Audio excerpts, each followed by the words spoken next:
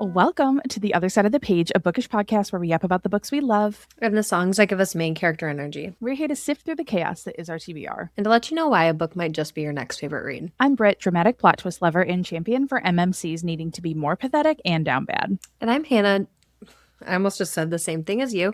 I'm Hannah. I'm the reader of at least 5 books at once and a detailed fantasy map enthusiast. Every Wednesday, press play on a brand new bookish episode. Stay up to date with the books we'll be covering by following us on social media at othersideofthepagepod over on TikTok, Instagram, and Threads. Yes, and don't forget to follow, rate, and review the podcast a shining 5 stars on your preferred platform because it helps us so much with visibility. Yes, and this week we are talking about Anatomy of an Alibi by Ashley Elston. Yes, we're going to be chatting about our song choices alongside of the plot, chatting about our favorite moments. So grab yourself an iced coffee. Or a nice chai. And let's turn the page together. Dear reader, this synopsis of Anatomy of an Alibi is directly from the author's website. And I think it's the same one. I think it's probably the same copy, yeah. Everyone at Chantilly's bar noticed an out-of-towner Camille Bayliss. Red lips, designer heels, sipping a Negroni. Flirted a little with a local, but returned alone to her B&B before midnight in her sleek car.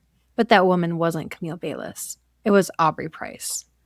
Aubrey has been haunted by the terrible night that changed her life a decade ago, and she's convinced that Benjamin Bayliss knows something about it. Living in a house full of criminals, Aubrey understands that there is more than one way to get to the truth, and she may have found a perfect way in. Camille Bayliss appears to have the picture-perfect life. She's married to the hotshot lawyer Ben, and is the daughter of a wealthy Louisiana family. Only nothing is as it seems. Camille believes that Ben has been hiding dirty secrets for years, but she can't find proof because he tracks her every move. Aubrey and Camille hatch a plan. It sounds simple. For 12 hours, Aubrey will take Camille's place, and Camille will spy on Ben, and the 2 women will get the answers they desperately seek. Except the next morning, Ben is found murdered. Both women need an airtight alibi, but only one of them has it. And one false step is all it takes for everything to come undone. It can be murder to walk in another woman's shoes. ... And we think you should read this book if you just want a domestic suspense that you'll be trying to piece together everyone's alibi throughout. Yes. And you might want to avoid the book if you are not a fan of multi-POV, multi-timeline books. And also if any of the following are potentially triggering for you. Murder, car accidents, death of a parent, alcohol, gun violence, violence in general, injury detail, alcoholism, and grief. Yes. All right. Now our songs. Song choices. What song did you come with today? I picked Desperado by Rihanna. What a good song. By Bad Girl Riri. I kind of forgot about that one too. It's still on rotation for me. It's so good. I picked a song that I also forgot about, but I listened to it and I said, wait, I think this is a good vibe. And I picked Don't Call Me Angel by Ariana Grande, Miley Cyrus, and Lana Del Rey. Such a great combo. Powerhouse combo. I love it. All right. Now, y'all, we are moving into our pages turned and bridges burned sections, which means we will be discussing Anatomy of an Alibi cover to cover, which means spoilers are ahead. So if you have not read the book, please pause the podcast and come back once you have. If you've read the book or you're just here for the vibes, welcome on in. We're going to start with our theme lyric from the songs and then explain briefly why we picked them before we dive into the plot. Yes. So my theme lyric is, I know you won't because we share common interests. You need me. There ain't no leaving me behind. And to me, this really sums up like needing an alibi, right? Like, hey, you're my alibi. I'm your alibi. Like, we need each other. But also like Aubrey and Camille's agreement of, getting that alibi for each other. Yeah. Because they have some interests in common where they might not be explicitly the same. Like they need more information about Ben and what he's doing in order to achieve their goal. So yeah, that's kind of the vibe that I was going for. And I feel like the song is just like a badass like tune in general. I don't know. Just like her Desperado. No, I agree. I can't do it justice. It's a great choice. Yeah, I think it's a really, really good choice. The theme lyric that I have, this song doesn't have like a whole lot of lyrics to it. They have a couple of breakdowns, but I have the boy, don't call me angel. You ain't got me right. Don't call me angel. You can't pay my price. And this one I really picked it for the vibes. Like, yes, the lyrics kind of match specifically with Camille's public image and the perception that, of these women that are so vastly different and the lengths that they're willing to go to cover for themselves and for other things. But I really just thought that this would be like part of the show or part of the movie. and like Mm-hmm. just had that vibe about it. Yeah. So I did feel like this book lived up to its name about alibis, about Yes. like creating them, maintaining them, like why people have them, and like what goes into really the anatomy of forming a good alibi. Yes. And that's like a never-ending cycle. Like once you kind of are in it, you're in it. Yeah. Um, And I like that she's kind of staying in the same vein. So we read her other thriller, First Lie Wins, and mhm. that one was all about alibis, like Evie, Mia, Luca, Helen, Kitty. Right? That's crazy that I still actually remember I know. the names, but I like that we're kind of in the same vein of having a lot of Mhm. alibis, multiple timelines, but we are introduced to a few of our main characters right off the bat, Aubrey and Camille, because Aubrey was just pretending to be Camille. And so Camille is married, like we said in the synopsis, Camille is married to a high profile lawyer named Ben, who has some connections to Aubrey as well. And so we find out like these threads pull a little bit further, they stretch a little bit further, they pull a little bit deeper than we realize the further we get into the book. Yep. So we have this first scene where they're like pretending to be one Yeah. another, as we assume, something like that. But then the next day, Ben's law partner, Hank, receives like a frantic phone call from Camille. And Camille says that she came home from a weekend trip to find Ben murdered in his office. Whoop. And so Hank calls the police because Camille's like hysteric. Detective Sullivan or Sully comes and like questions them and questions Camille. And Camille's like, oh, I have receipts from everything I did this weekend. Which Hank and Sully are both kind of like, That's or she's rather prepared for the sudden death of her husband. And so this book does kind of go back and forth, like you said, multiple POVs and timelines as well, between like the alibi and the time after death. And then there's like another timeline introduced later. But we do find out that Camille is not happy in her marriage. Like they were high school sweethearts, and Camille's father, Randall, is like this big hotshot person that like runs this small town that yeah. they grew up in, and that their family would not approve of divorce. And like the only way she can get out is if Ben exhibits like bad behavior. So Mhm. she like searches for like any hint of wrongdoing and comes across Ben's briefcase one night with a napkin with a woman's name written on it, which just so happens to be Aubrey Price. It sure does. And so, what does Camille decide to do? She goes to confront Aubrey. She sure does. And she Right? confronts Aubrey at the bar she works at. And again, Camille is desperate to get out of this marriage. She is Mm-hmm. desperate. And now, when she confronts Aubrey, she's like, you're having an affair with my husband. And she's like, no, the fuck, I'm not. What are you talking about? But hold on, his name is a little familiar. Let me figure this out. Come to find out, he was on the case for her parents' fatal accident, because he is a lawyer again, that convicted Paul Granger. So that name specifically seemed to hit a nerve with Camille as well. And so immediately we're like, hold on. Who's who can I trust? Who's who? What's going on? And she Mm-hmm. immediately builds the sense of distrust amongst all of the POV characters. Like there's something inherently off about what everyone is doing. Yeah, there's nobody I trusted. No, not a singular person. And the person I trusted the most up front was Hank. See?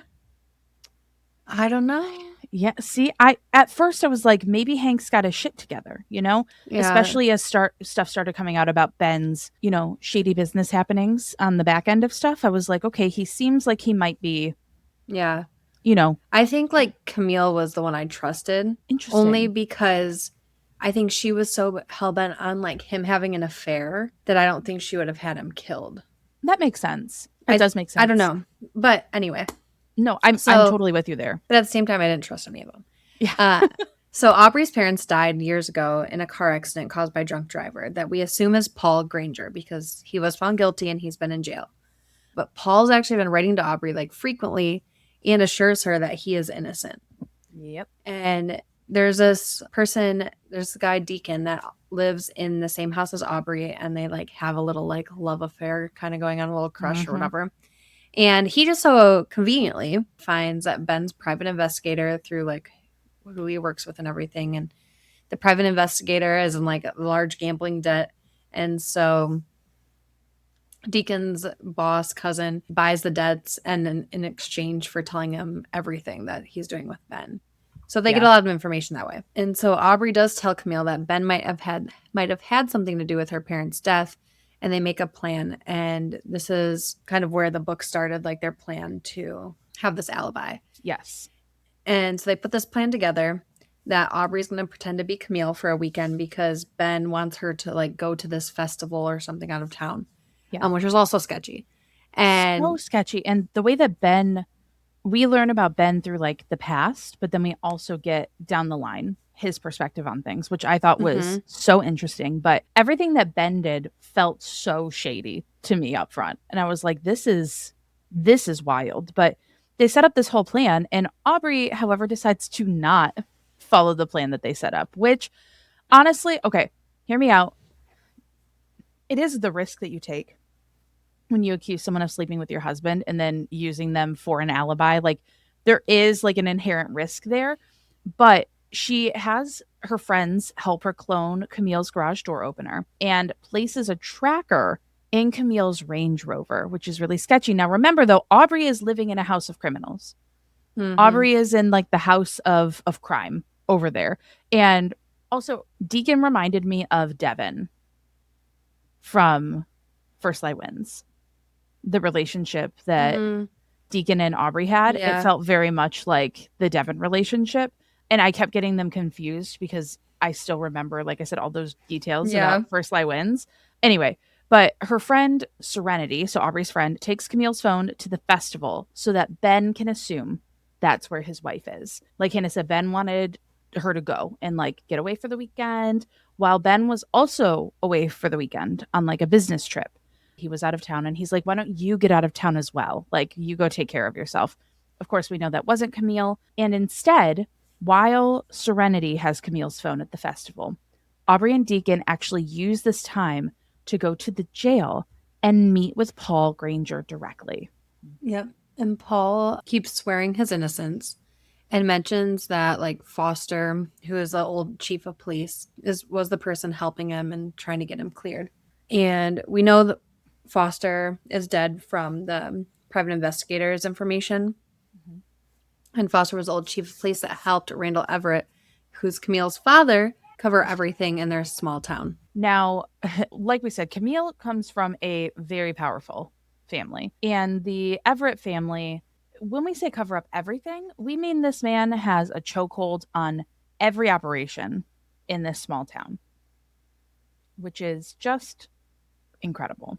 So Camille, since she is like has Aubrey being her, right, goes home and she sets up cameras in her house to try to catch Ben in something compromising. And she's surprised that two men show up with a Mustang that Ben apparently bought. Yeah. And it's a Mustang that was like redone by Aubrey's two friends, her Hmm. two criminal friends. And so Camille's watching Ben, and then Ben's like, after he like tries this Mustang, he comes back, then he's watching a video of Aubrey and Chief Foster like having a conversation. She's like, this is weird.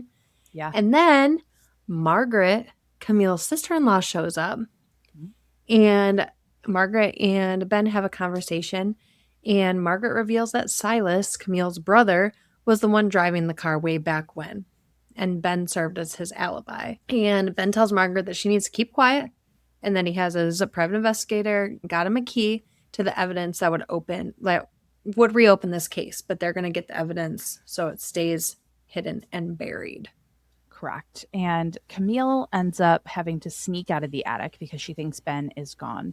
However, he is not gone. He actually received a picture from his PI of quote unquote Camille, aka Aubrey, aka Serenity and Aubrey, that situation, and demands to know what's going on. And we get this reveal essentially how he tells her that he lied for Silas to help him protect Camille from her father. Basically, Silas was partying at this guy Paul Granger's house, the one that's locked up, borrowed his truck, got into the accident. Now, Margaret showed up to Ben's house. Ben called Randall, and Randall, again, Camille's father, who can make anything and everything disappear. Now, mind you, Randall hated Margaret. Hated Margaret. Okay, so Ben called Randall and told him the truth of everything. And then Randall bribed Ben to be Silas's alibi, essentially told him, you're going to this other house. You were there with him all night long. No one saw you at this party. Nothing happened. He gets to the house. Silas is like completely fucked up. Like, Mm-hmm. so fucked up, doesn't remember anything. And what we end up getting is at the end of the book, this is where Ben's perspective comes in, and we get his perspective on everything that happened here. And it's wild. Mm-hmm. It is a wild perspective. But yeah, so the accident that caused Aubrey's parents' death was actually caused by Silas. And then Ben covered for Silas as an alibi, and Margaret was in the car with Silas. And now Camille's dad is in on it. And so Camille has been talking to this woman who people she have direct ties to killed her parents, and they're covering for each other in alibi format. And now Camille's husband is dead. Mm-hmm. So this is not good. No. So one person we haven't talked about a lot yet is Hank. Mm-hmm. And we mentioned how he was the first call from Camille and he was Ben's business partner. And like you said, Hank is now discovering how dirty of a lawyer Ben was. And Ben used Chief Foster to like intimidate witnesses for some of their wealthier clients and just all of these like backdoor deals and like under the table and just different things. And Hank's like, what is going on? Yeah, like what is this? And a file that came across Hank's desk before Ben died was Paul Granger's file because we're trying to get him like reopen the case and prove his innocence. And Hank's like, this is weird, like connections are popping up now. And one thing too that made me like not trust Hank was they were going to dissolve their partnership. And like when we first find out that like Ben's murdered, Hank is like, well, nobody knew about this, so nobody's going to know about this, that we had kind of like a quarrel in the office. Yeah. And what's crazy though is he actually admits this to Sully when he's questioned about it. He tells him because he would rather be upfront about it than have it, because again, he's a lawyer, than have it dug out later and then it look even worse. But now we're sitting here going, who the fuck killed Ben then? Right? Because there are so many parties involved, because the criminal friends that are attached to Aubrey, and then we have Hank, and then honestly, even Sully. Like Sully is attached to this a little bit. We have Camille's even father, Silas, right? Because Silas, it's like, okay. We have Camille herself. We have so many options for who killed Ben. Yep. Camille does go in for questioning officially. And Sully's the one that is doing all the questioning, and Hank's there as her attorney. And this is where we get the reveal of what the murder weapon was. And it was a knife that Camille bought for him. Which Aubrey returns home from work and finds the bloody knife in her drawer. Shady shit, y'all. Shady shit across the board. And so her two friends do remove it and tell her to be prepared when the police show up, which they do.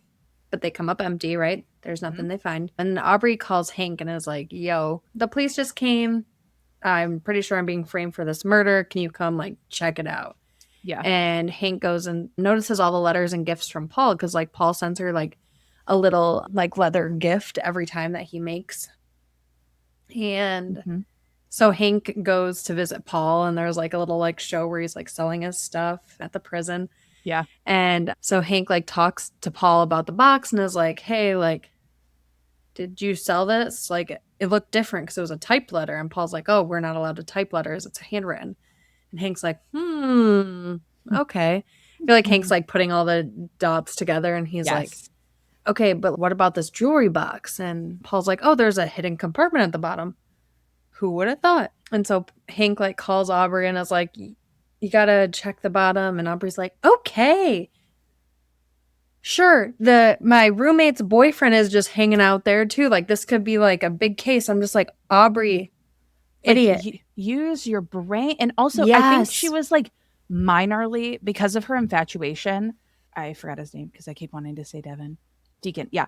So because of her, like, I feel like her feelings with Deacon too. I felt like she kept getting distracted. And this is not a time to get distracted. But it was with Hank. It was with Frank. And that's what, like, threw me off. Because I was like, Deacon wasn't even, like, right there. I know, but I feel like her brain was not, she was not fully with it, you know? And so they open it up and find the USB. And Aubrey's like, oh, I can't use my laptop. And Frank's like, we can use mine. Oh, wait, it's a Mac. I need a converter because there's no USB. And then Frank disappears. And Deacon comes in and is like, Frank's gone. What do you mean? And Aubrey's like, oh my gosh, he has the USB.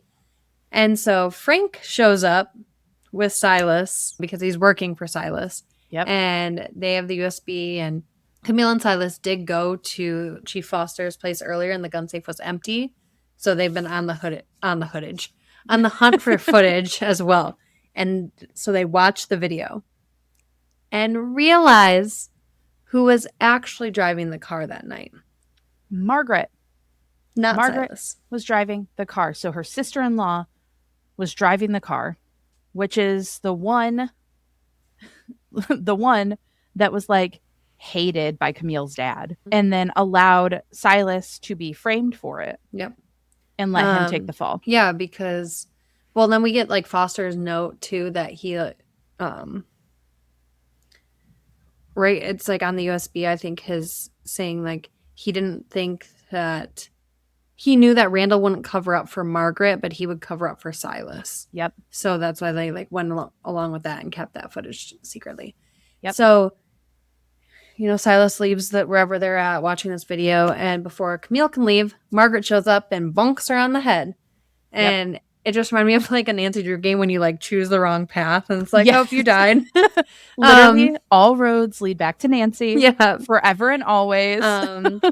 But so Camille, just side note, she gets rescued, recovers. She's all good there. And our boy Hank finally receives like a list of everybody from the attendees at the Paul Granger party back in the day, because Hank's like, there's still something not adding up, because Hank hasn't seen like the video. Yep. At this point, he sees a name he recognized, which is Nathan Sullivan, or Sully for short. And no one is home. Sorry, are you good?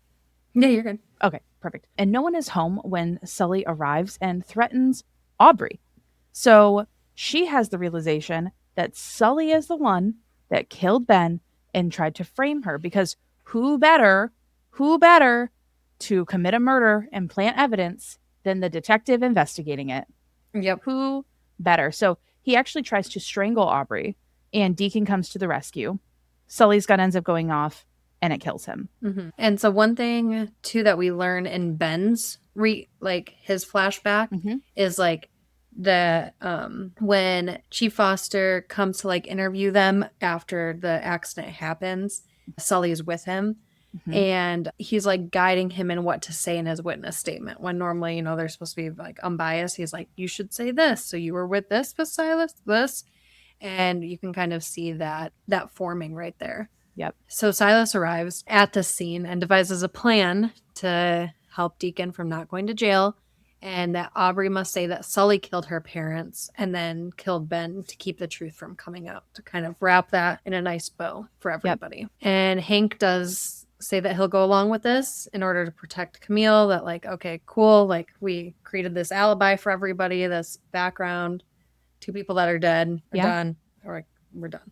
Yep. And so Sully was actually Foster's nephew, worked alongside Foster to do Camille's father's and Ben's dirty work.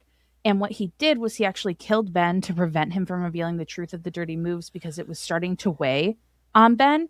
And Ben didn't like the coercion. He didn't like things being held over his head. And he was getting really sick of it. But the problem is Camille couldn't see that side of him. And so they were actually on the same team. They actually wanted the same things. And what Ben was doing was trying to protect Camille from what was happening on the back end with Sully, Foster, her father, all of that. Now, ultimately, Aubrey does agree to this lie, because Deacon ends up being more important to her than the truth coming out, which, again, a little crazy, but it still absolved Paul Granger in the end. Yeah. You know what I mean? Ultimately, like, she knows the truth now, and that was enough for her to know that she got closure on what happened to her parents.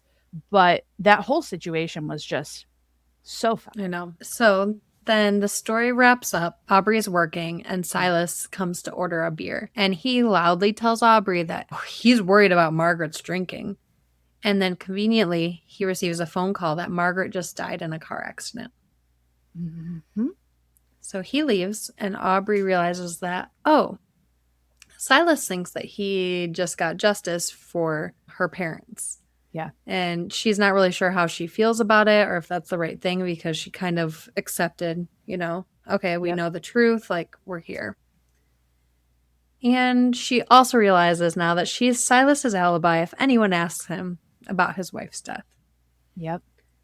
And here we are. And that was the anatomy of an alibi, which this was a very boom, boom, boom overview of it because there were so many woven threads and plot points. But the moral of the story is there were a lot of fucking alibis Yes. in this thing. So many alibis. I feel like it was a great story to show what an alibi is and what it can do and how it can eat you alive, but also Yes.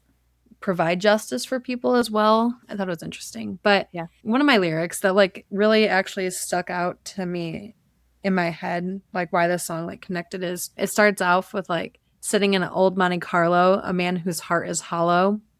And I know he buys an old Mustang, but I just think of an old Monte Carlo, an old car that way. And a man whose heart is hollow, just because we think Ben is just some dirty lawyer, which he is, but also that he had no heart. So Yeah. I just think that song connected it to me, and I'm like, oh wait, will this song work? And I really liked it for it after that. Yeah. There's this line, just this, keep my name out your mouth, I know what you about. I think it just boils down to, again, this song was more vibes than it was actual lyrics for me, but the keep my name out of your mouth, essentially, just for how intensely woven together every single person was in this story, all of their alibis, all of them covering for each other, all of this stuff. I just thought this was such a vibey moment for Anatomy of an Alibi. Yes. Awesome. I'm so glad we read another one of hers. I know. Like the stories that she provides us. Me too. But thank you so much for turning the pages with us this week. Be sure to follow us on Instagram, TikTok, join our Patreon, and our newsletter to keep up with everything on the other side of the page. Yes, and please, please, please drop a review and a 5-star rating of the podcast on your preferred platform and share it with your bookish besties. Next week, we are taking an interstellar journey and talking about the book before the movie, Project Hail Mary by Andy Weir. I'm so excited to talk about this book. Amaze. Oh, I just can't wait. So we're going to talk about the book before the movie comes out, which comes out the same week. So we will see you and Rocky on March 18th. And forever and always, keep reading with kindness. bye, everyone. Bye.